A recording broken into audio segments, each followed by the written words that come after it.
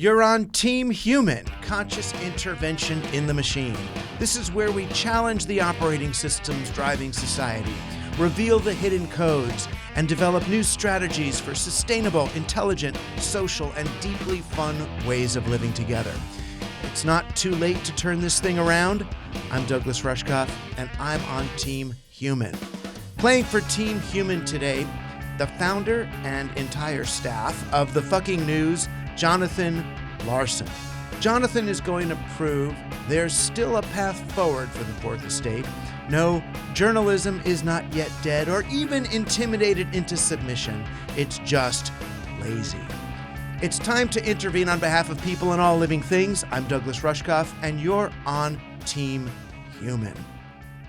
Well, we've just taken on our first and only sponsor, Everyone's Earth. I just met the founder, and he's a man I actually may have crossed paths with at Timothy Leary's house in the late 1980s.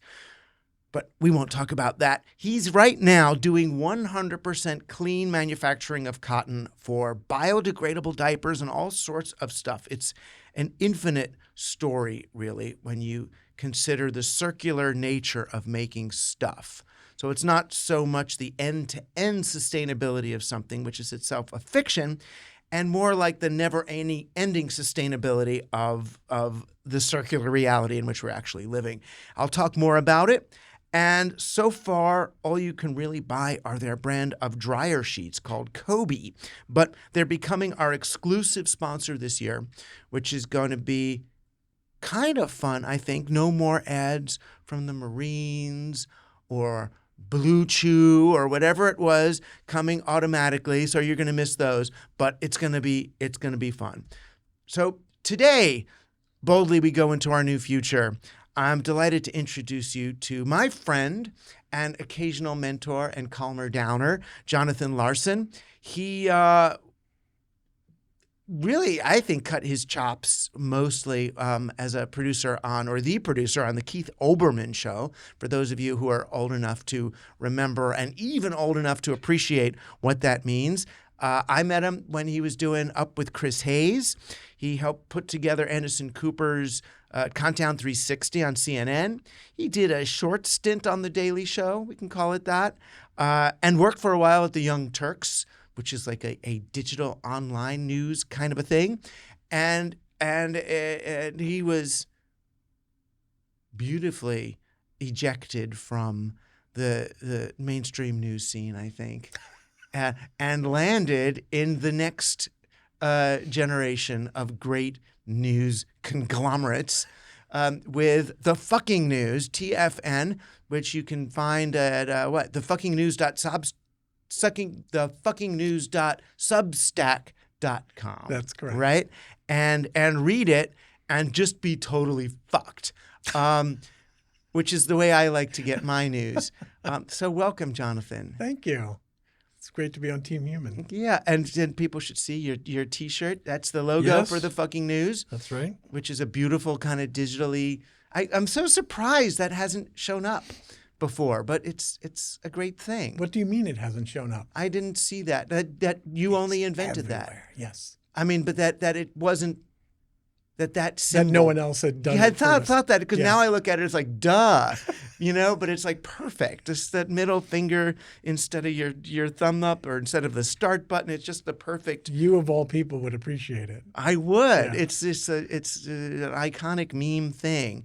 So I'm a regular reader and supporter of The Fucking News, and we should talk about that at length. But I kind of want to start with a question that I've been engaged with my students lately. We're doing this course called Tech Media Democracy at Queens College, and we were kind of reliving the old Walter Lippmann, John Dewey debate about journalism. It was weird. So I'll tell you the story if you don't know it. Okay. Yeah. So Walter Lippmann was a progressive in the early 1900s, super intellectual, smart, progressive dude who got called by Woodrow Wilson after Woodrow Wilson was president. So Woodrow Wilson ran for president on a peace platform. We're not going to get involved in any war overseas. And then realized, oh shit, we kind of have to get into World War I. This is really just a fucked up situation and it's going to fuck us up if we don't go. We got to go. We have to go. And so he hired Walter Lippmann to say, dude, can you put together something? We're going to start this thing called the Creel Commission. And will you convince the Americans who just voted for me on a peace platform to support our intervention in World War I? And Walter Lippmann's like, I'll try.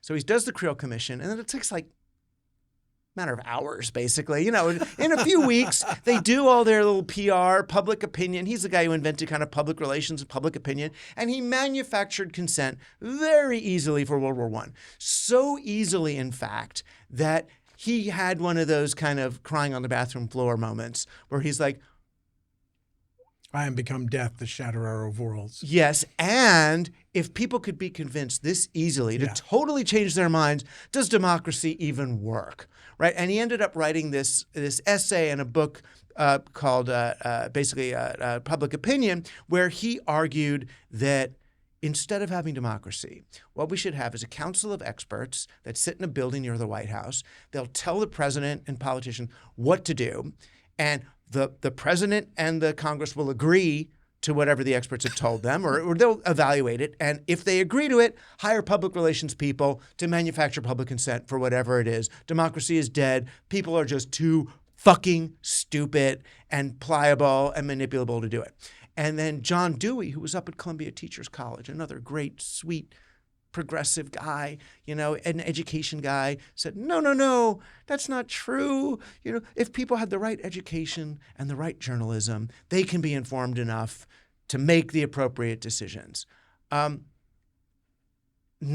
was before anything. And Walter Lippmann's argument was, I'm paid to understand what's going on in the world. This is my job, and I'm overwhelmed. How could a regular person who has a regular job possibly do it? This doesn't work. We can't really. We can create the illusion of voting, but this doesn't really work. Now, 100 years later, things are that much worse. It's that much harder to figure anything out. I'm as smart as anybody. I'm totally confused. What did Bibi Netanyahu say, and do I believe it? What? So what I'm wondering is, do you think that America, and maybe the world, but let's just take America for now, is kind of capable of informing themselves through journalism? Yes. I do. And I think that partly it's because we don't have to master every issue.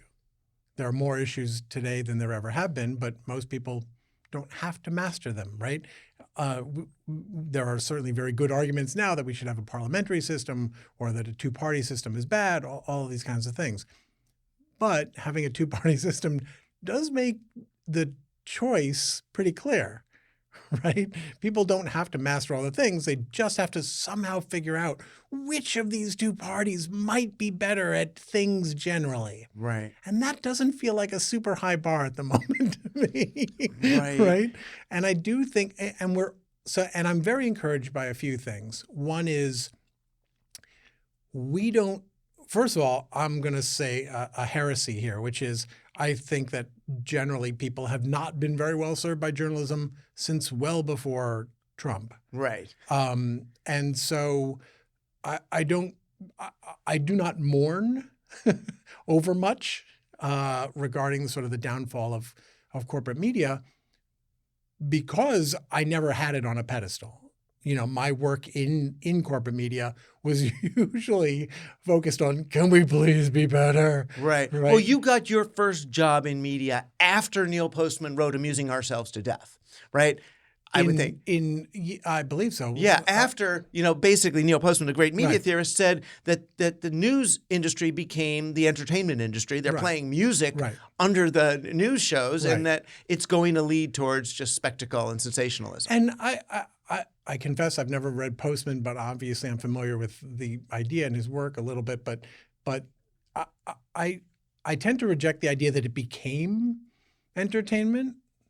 in a sense that like they were always wearing makeup, I mean, I don't know if that's literally you don't true. think but the newspapers of William Randolph Hearst were right, just exactly. pure balanced Of course. news? And look, it would be weird. Like we already have journalism that's not entertainment. It's called academia, right? We have second and third drafts of history. We have scientific studies already. Journalism is supposed to engage people, and there's no rule that says it's not supposed to use all of the tools that exist for compelling human engagement and interest, right?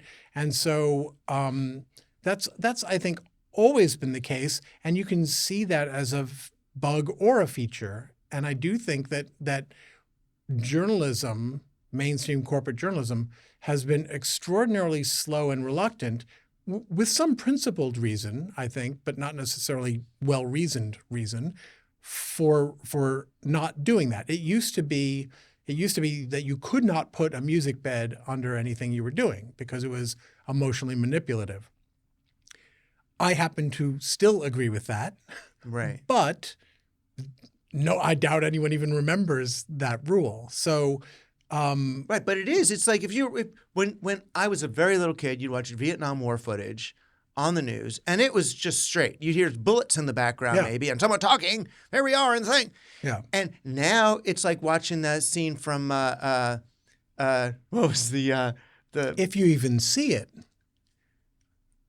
Right, but it's like watching Willem Dafoe dying in that, what was that Vietnam movie? In Platoon. Da, da, da, da, everything is so right. If you even see it. Right. If you even see actual combat footage, which other than bang bang in the West Bank, tends to be pretty rare. But just to circle back, the reason I have a fair amount of optimism, I think, is one that in that absence of good, solid, quality corporate journalism and the post-Craigslist disintegration of newspapers, I see in my community, and I see signs of it elsewhere, people who are not journalists are journalisming. They're doing it. They want to know, wait, why has the mayor approved this contract? I will now do some research and I will share what I know.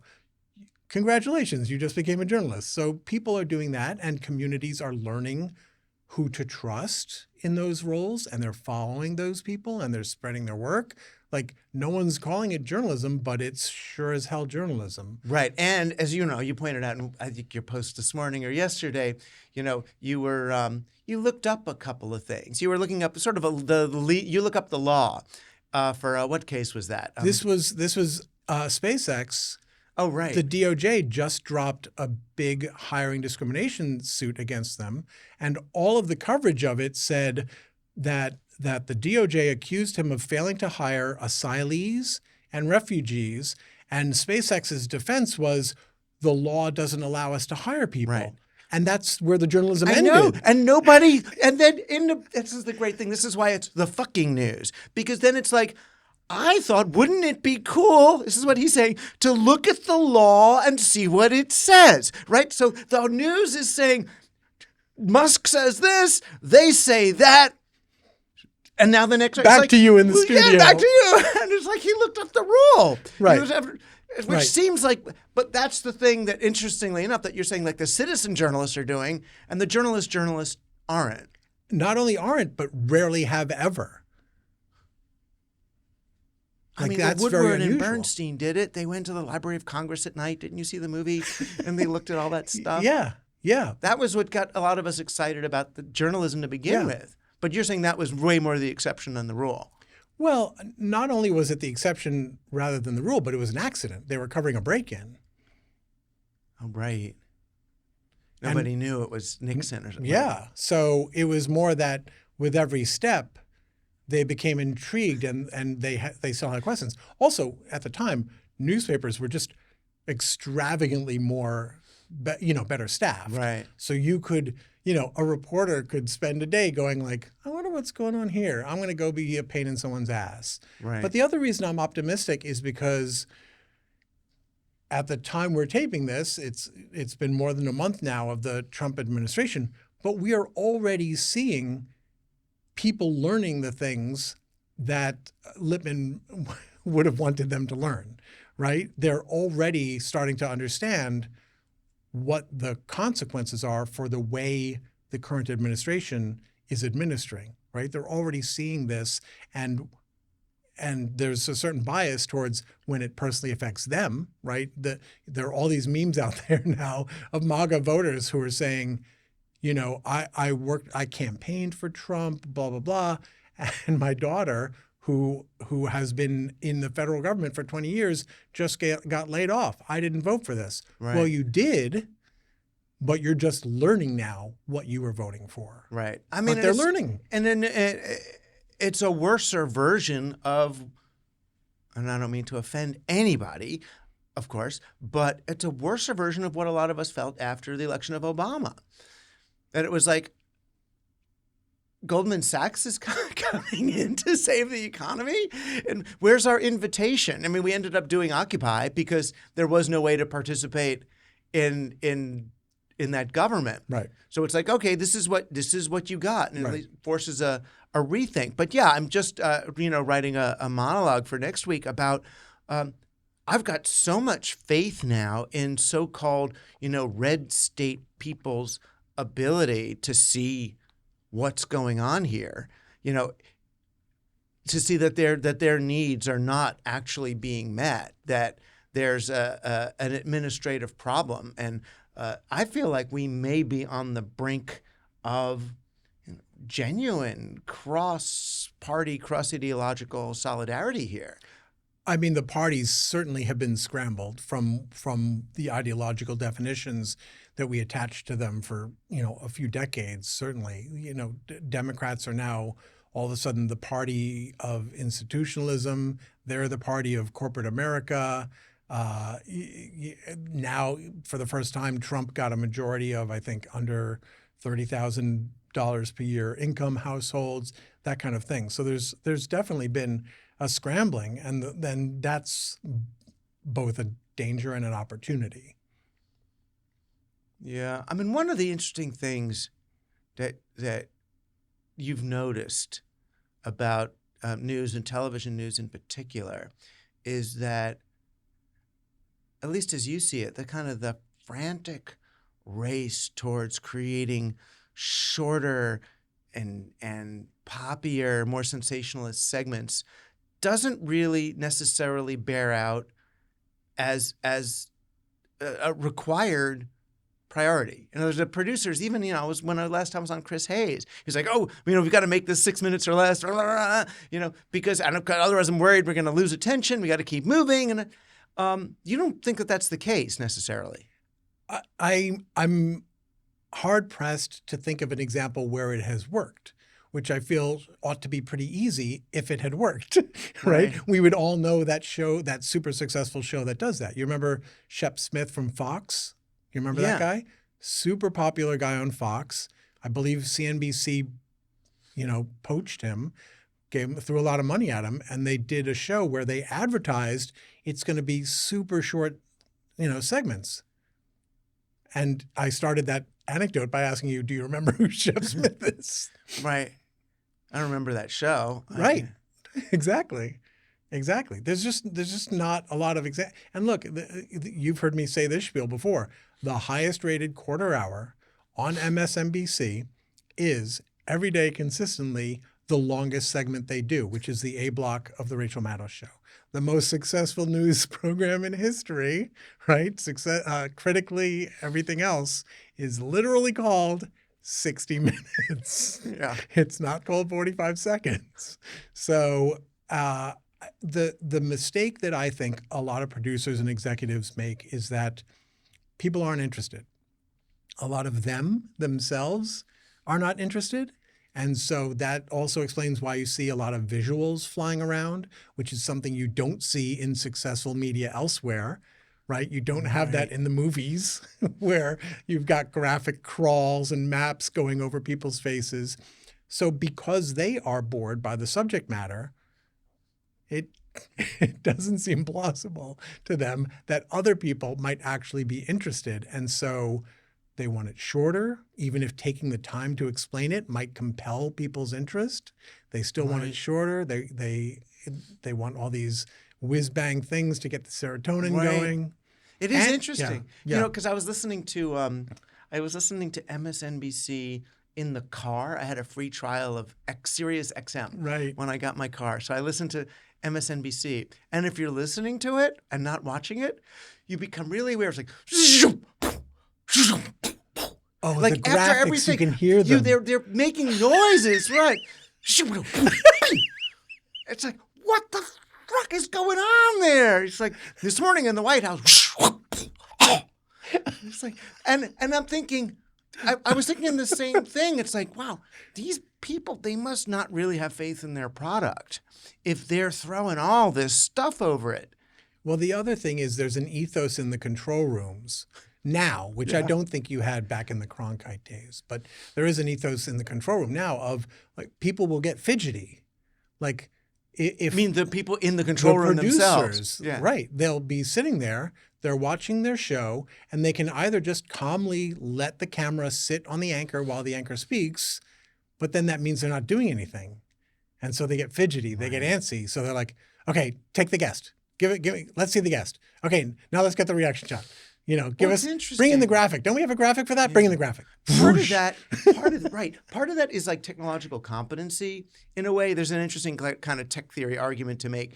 Like, so at Queens College, we have a control room thing. It's a little broken now, but they teach, 3-camera, whatever in there. And when you see like the 7 kids or all these different stations, there's the Chiron person doing the graphic, and there's this and there's that. It's like, to start, it's really hard, right? So you're doing your Chiron, and then you've got to get that Chiron up and prepare your next Chiron before they're going to ask for it. So coordinating these 7 people to actually do those things and say which camera, and then you're going to move that camera at the right and get time it, in the is right a whole sequence, thing on the fly. Right, on the fly. But then as you do it for a year or 5 years or 10 years, you end up with more and more time to think. It's no longer hard. So in a way, what you're describing is they're trying to keep the level of difficulty the same, so almost like it's a sport. I would push back on that a little bit because I think what you're talking about is more on the technical end, the actual folks who have to bring those things in. They're not the ones so much making the calls of when and whether to. That's usually the director and possibly the executive Right, but producer. he's got more abilities. It's just like, Absolutely. the defensive It coach on a accordions out. football team says a lot more now than they did 10 years ago. Oh, interesting. Right. Yeah. And it certainly expands as your capabilities expand. That's absolutely the case. But it's in some ways it feels like it's the news being driven by the technological capabilities of the equipment. Yeah, I think it's a little bit of both because I think some of the tech also arose out of the boredom. Like, what if we put a crawl on the bottom? Can we do that? Like when I was at Up with Chris Hayes.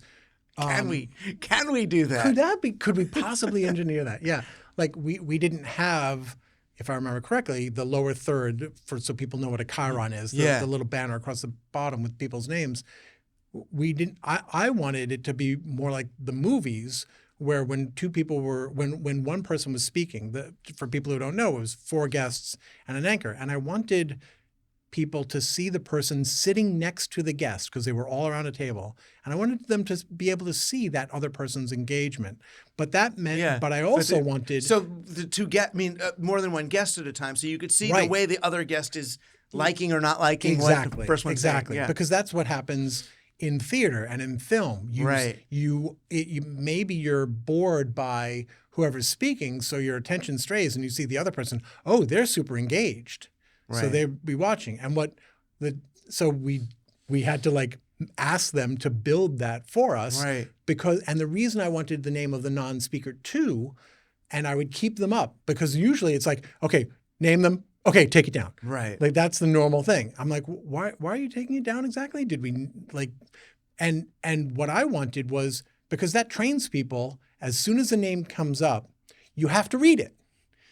Because you know from watching that it's going to go away. So if you care who the speaker is, oh my God, I've got to read that right now, which means I can't listen to what they're friggin' saying. I can't listen to what they're saying. I can't manage that moment. The eye flick away.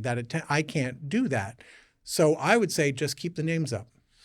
Right. And that way they could stay better engaged in the content. I'm sorry for using a bad word.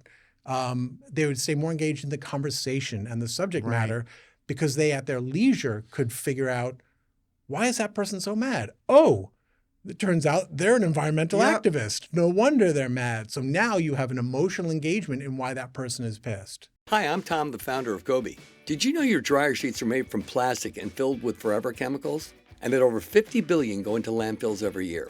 That's why we invented Gobi, spelled C-O-B-I. That's CO for cotton and BI for biodegradable. Gobi dryer sheets are the world's first and only 100% cotton, 100% biodegradable dryer sheet. Truly an innovation inspired by nature with all the performance you could ask for in a dryer sheet. Save 10% on your first order at KobeDryerSheets.com. That's KobeDryerSheets.com. I do remember that actually on Up.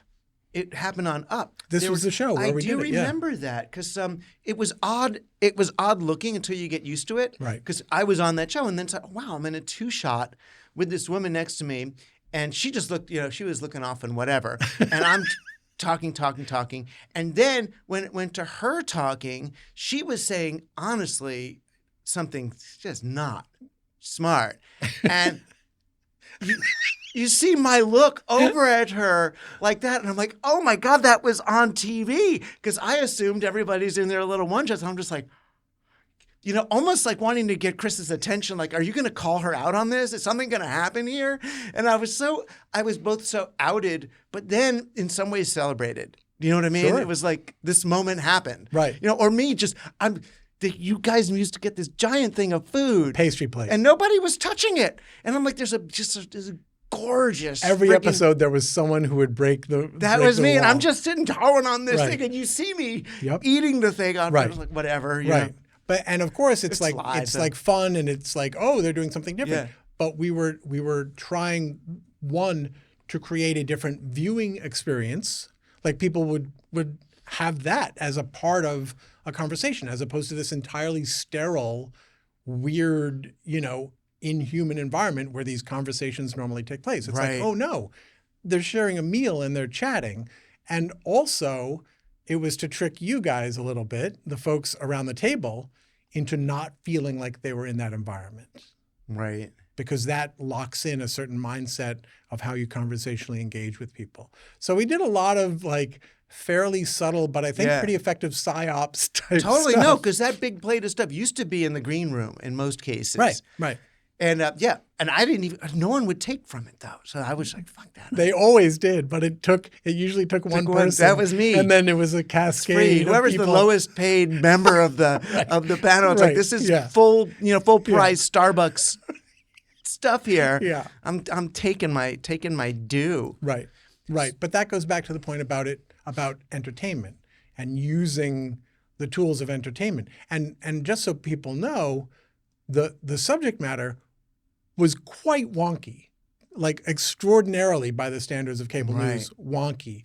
So we were using those sort of manipulative, emotional and storytelling and narrative tools and psychological space Yeah. creation for good, I Right. would argue. But it's interesting. But the things that you were doing were what we would call like intrinsic incentives rather than extrinsic incentives. So extrinsic incentives is putting on lots of spectacle around something in order to catch people's eyes.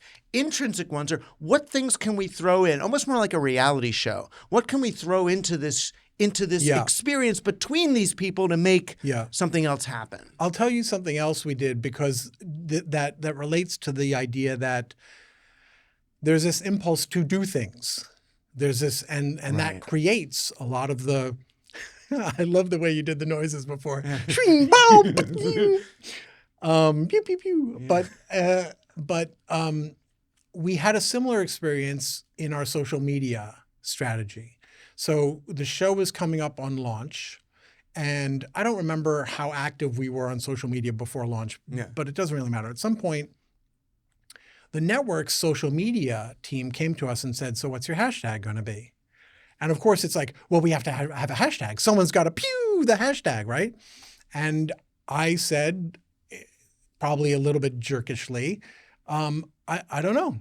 I'm excited to find out what the hashtag is going to be. Because it looked, to your point earlier about laziness, right? I was being lazy and not coming up with a hashtag. And I'm sure the team would have had a lot of fun sitting around and coming up with a hashtag. But rather than do a thing, I wanted to let it arise organically. Right. And I had calculated reasons for that, not just my altruism, like let the people have their hashtag, but they'll own it. Right? I knew, and we actually talked about this pretty specifically, not with the social media team, with our team. I knew that if we were not seen curating it, that the better curators would arise from our viewership to curate it. And so helping it and doing all those things that signal we're on top of this, we've got this, essentially sent a signal of, don't worry. Right. Sit back, relax, do whatever you're doing. In the absence of that space, I think there was some franticness about like, they're not doing the thing. What's the hashtag going to be? What should we call it? So now they would have the debate. They literally had on Twitter a debate about what they should call it. That's great. And I think one of them even asked me at one point, what do you think? And I gave the same jerky response. Like, I'm really excited to see what you folks come up with. It's almost, I mean this in the best of ways. It's almost an Elon Muskian strategy, except done appropriately. You know what I mean? To see how can the collective do this, but it's an appropriate task to give them, right? It's not giving them, what president is our show going to support? Or, you know what I mean? Is abortion good or bad? Or, it's more, what hashtag is going to work for this? How do you want to play with us? Yeah, let's let Darwin pick the hashtag.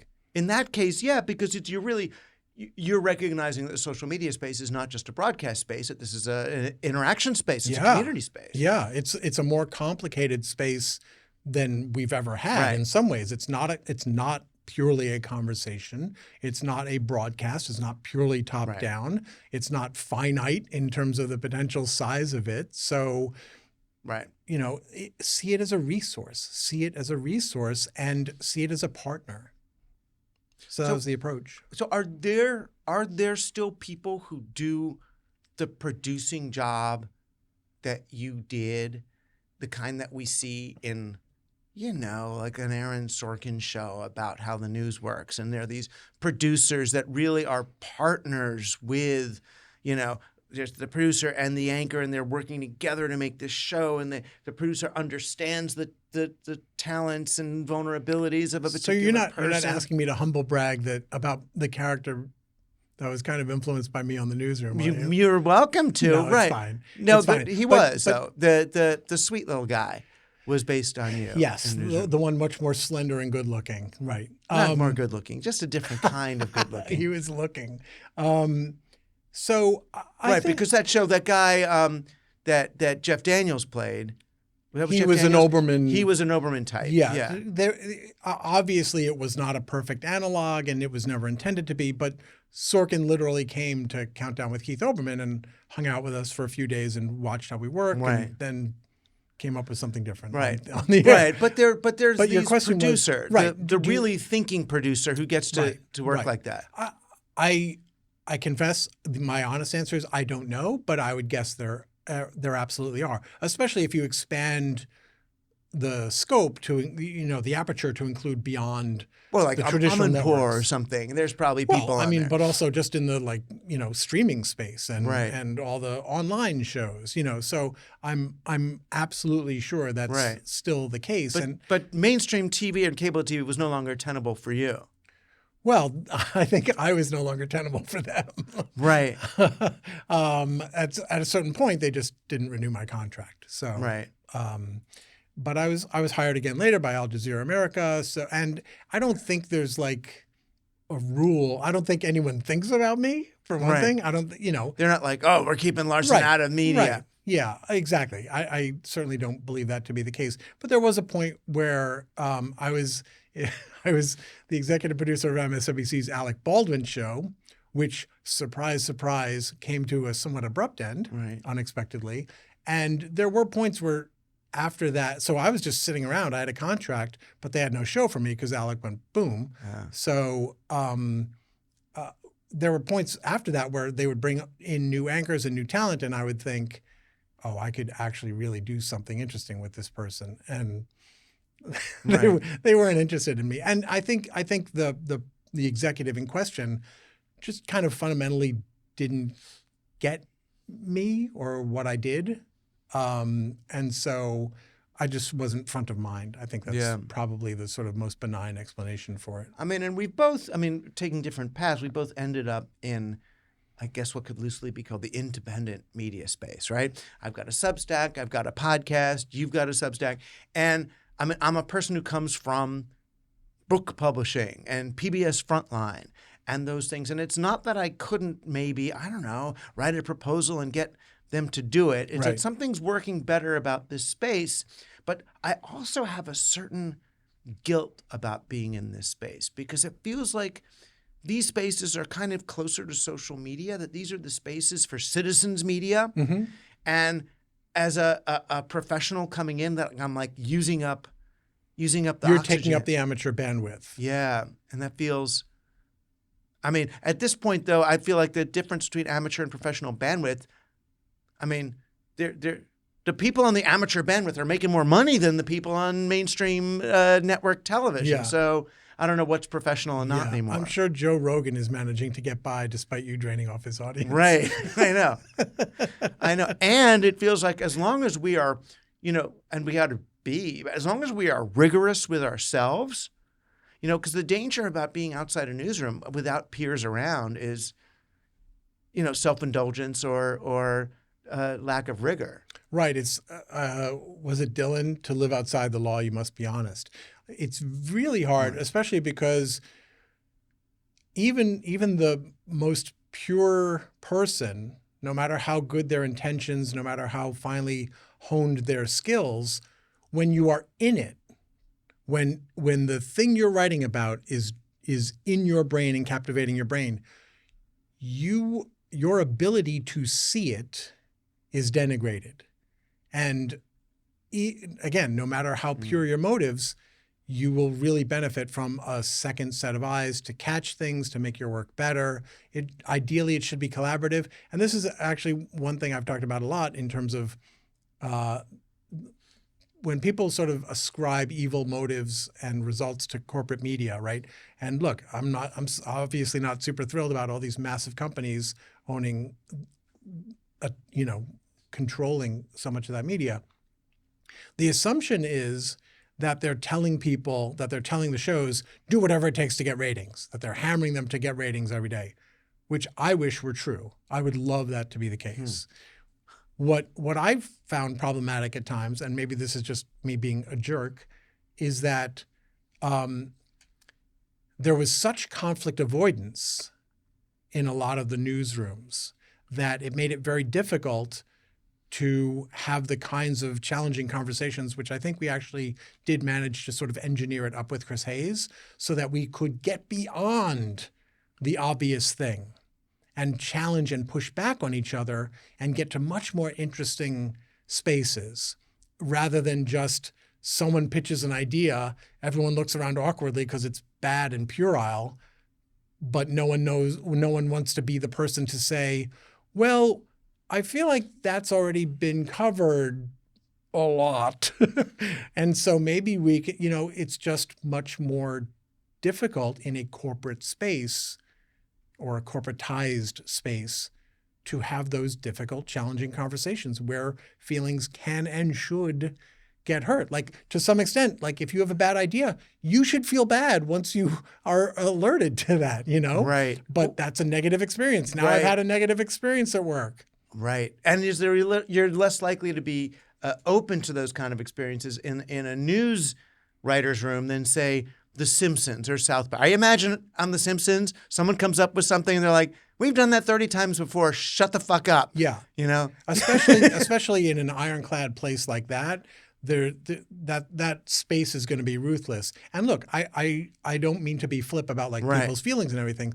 That's what I meant when I said we engineered it at Up so that we could have those conversations in ways that did not prove like damaging to people's Right. psyches when we built on their ideas. Right. Right. You want them to come back to work the next day. You want them better. to keep pitching. Yeah. And I said all the time to folks, I'm like, never, ever be discouraged because it seems like your pitch is not getting through. Your pitch may turn out to be the sand in the oyster that helps us get to a pearl. And even if we don't go with your grain of sand, we never would have had that pearl without that. So everyone needs to feel like you don't know what role you played in this process. So keep playing a role in the process. Right. I mean, and right now it feels like, I mean, maybe, I don't know, on some level, I feel like news media is doing better than I expected in this, whatever we call it, quasi-authoritarian moment. In what regard? They're not jumping out windows. They're not, they don't seem to be afraid to at least say what is happening. Mm-hmm. They're stories throughout, even the New York Post did a headline. I think, what were they saying? Basically, Trump, this is a dictator? Yeah. About Putin. Like this guy's not good. Yeah. Well, also there was that stunning Wall Street Journal editorial that literally said, do we believe that Trump understands how the economy works? Right. These are serious broadsides from theoretical allies. But of course, those papers are both owned by the same guy. Oh, right. So Murdoch's turned on him for whatever reason, or trying to, tell him we need your sand in the oyster. Right. Like, hey, get back on my track. Right. Get back on. Yeah, exactly. Come back home. Yeah. Stop tanking the stock market.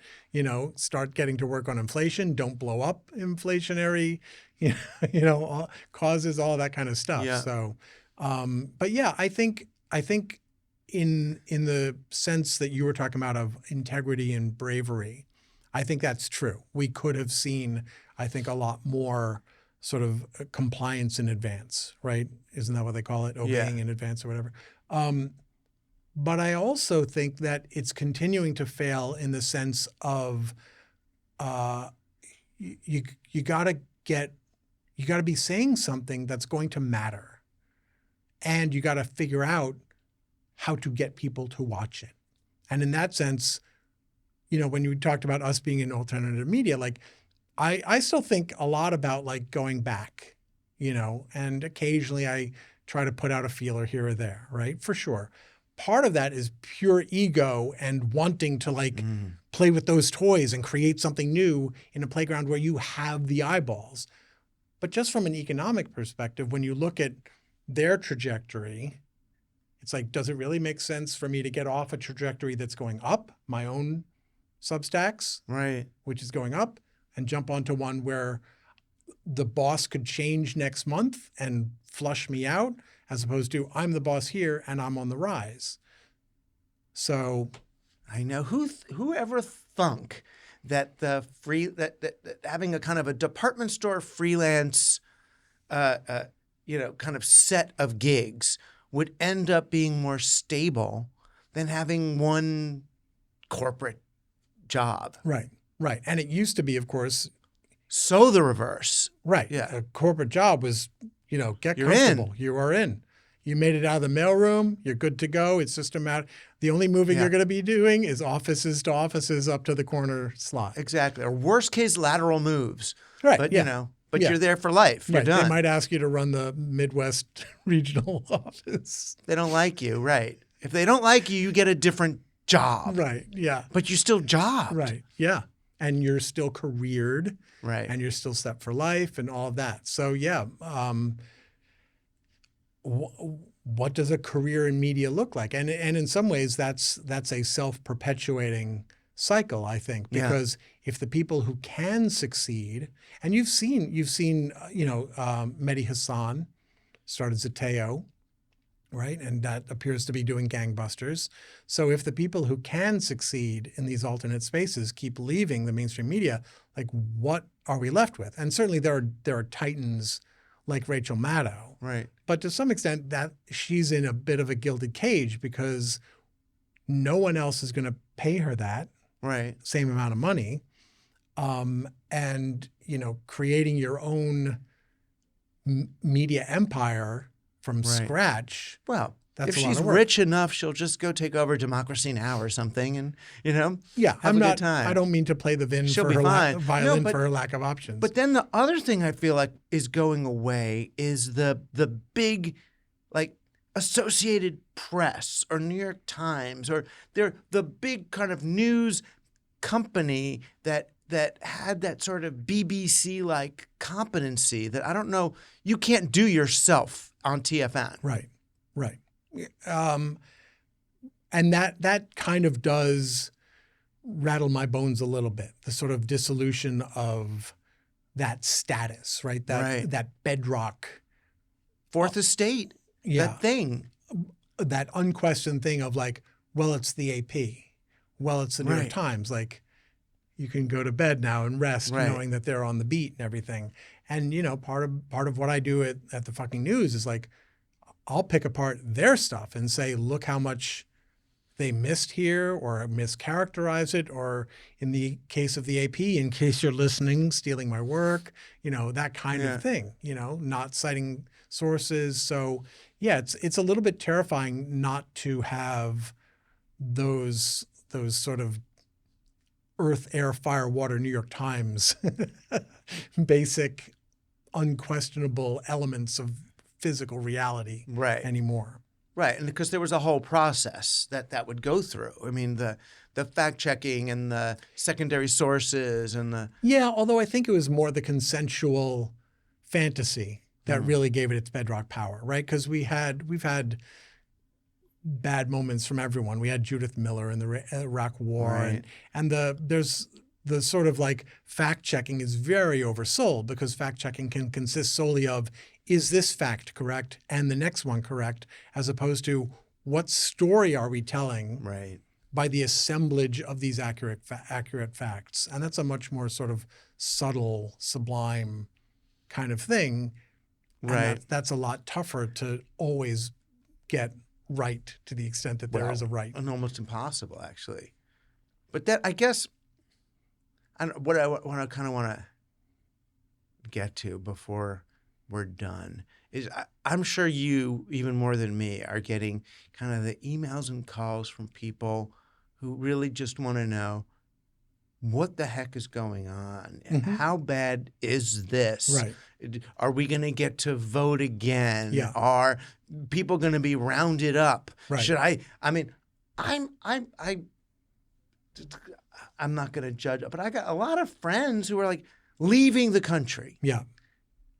And it's like, how are you, how are you engaging with them? Are you calming them? So I hear that a lot from my readers, and a big subtext of the fucking news is both a sanity check, but also like a courage check, like to give them things to focus on. And part of the sort of ethos that I try to convey and embody in the fucking news is that attention, and I apologize, I haven't read Chris Hayes' new book yet about attention and all that, but attention is a self-fulfilling prophecy, right?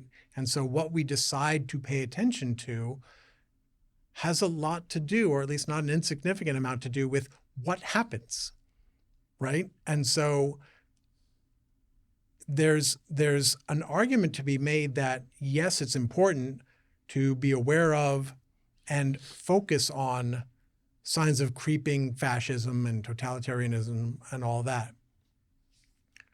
On the other hand, if you blow it up too much and you present it as though this is the world now, then people become demoralized. They stop thinking in fight mode, and now it's just about adapting to the new norms, right?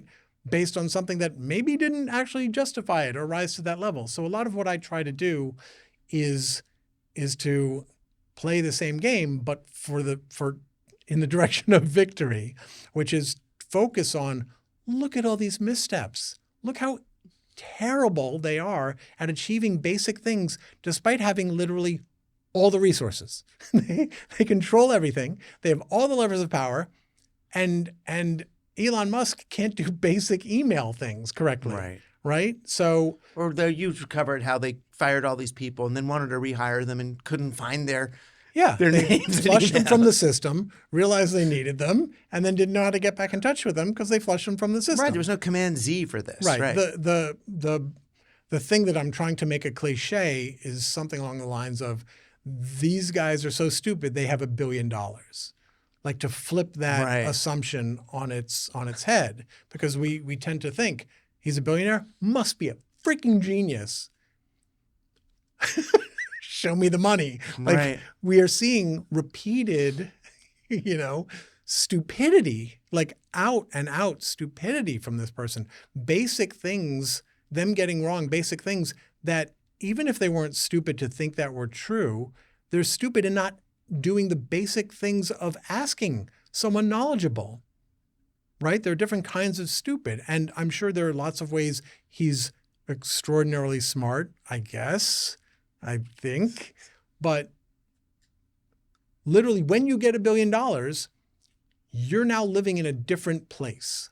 And that place doesn't necessarily teach you a lot, and it doesn't necessarily keep you answerable to the empirical universe. Right. So the sooner you get your billion, the less you're probably going to learn afterwards. Yeah.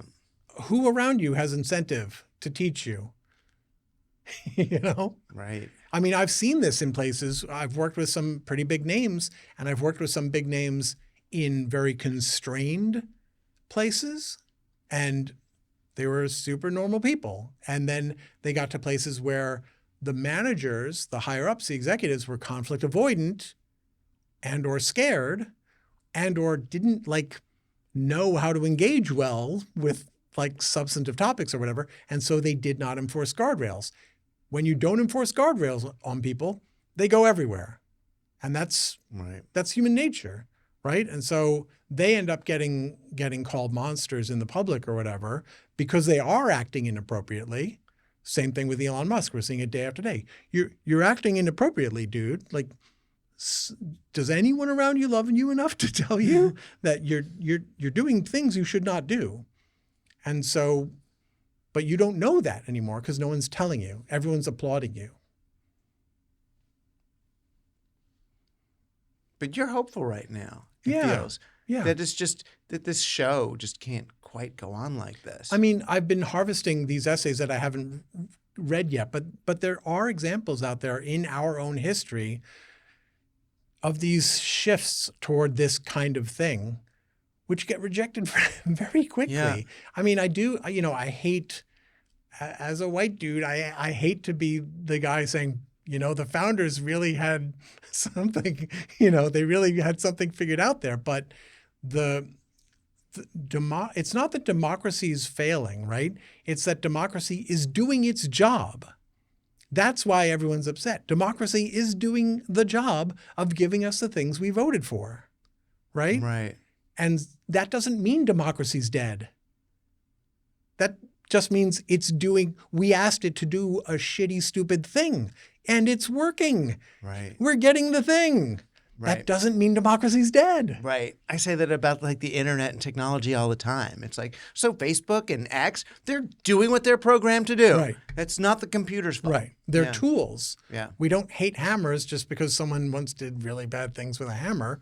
Yeah. We understand we collectively need to make different, better decisions about how we're going to use our tools. And for the love of God, what do we want to make? Like, that, I think, is a big part of the Democratic Party's current problem is what do you want to make, guys? Right. Well, the tell us what you want to make. The easiest way to figure out what we want to make with our tools is to stop being tools ourselves. Sure. Right. Right. And this is, the point I keep making about everything from AI to robots and all that. These things are seen as threats precisely because we collectively have decided not to share in their benefits. They're not the threats. Our mindset that I have to have a job is the threat. Right. And yeah, boy, that's the one I've been harping on for the last 10 years. Jobs, when they were invented, what they're for. I don't want a job. Right. I want stuff. I Right. want money. I want meaning. Right. The job is something else. Yeah. Oh my gosh. Well, at least you still have one today, even if it's a self-employed one. My boss is an asshole. And he's right here with us today. Yeah, I hope he didn't hear that. But thank you. Thanks for the fucking news. It keeps me going. It's become you'll be shocked and horrified. It's become my primary source of news and information. I love that. I only need one or two real news stories a day, actually. This is what I try to tell people. Like, there's no obligation to know all the things. That's a very bad approach to the news. It's a terrible approach to the news. Yeah. Yeah, so I know some things, one or two a day, and it feels fine to me. And hopefully for all of you to go to thefuckingnews.substack.com. You get to type the word fuck into your browser window, which is enough fun for anyone for the course of a day. You've been on Team Human, newly sponsored by Everyone's Earth. Everyone's Earth is going to be a whole big thing, but right now it's just dryer sheets. But if you use, you actually use dryer sheets. I'm going to try them, but I'm not even smart enough to know exactly what dryer sheets do. I remember they were for static cling, I think is what they used to do. Maybe they still do. Maybe these ones do that. Maybe they don't. Maybe they have other dryer sheet functions. I'm going to find out before the next show what these dryer sheets do. But the one thing I do know that they do is they disappear. They biodegrade in a beautiful way that makes all things and earthworms and the things that we want to be happy, at least happier. It's a step. Team Human is produced by Joshua Chapdelaine. It's made right here at MCM with Brendan. Not last week I said Brandon, but it's actually Brendan and Jack and Mike, and they all have last names, which I'm going to find out if they want shared on the show. Sometimes they might not. But yeah, I guess that's it. You can still be a supporting member of the show, which would help a lot by going to teamhuman.fm and clicking on support. You'll get ad-free versions. You'll get invited to live things when we do them, and the Discord and Q&A shows and all sorts of stuff. But you'll get my extra love and appreciation. So I guess that's it. I'm Douglas Rushkoff, and you've been on Team Human, our last best hope for peeps.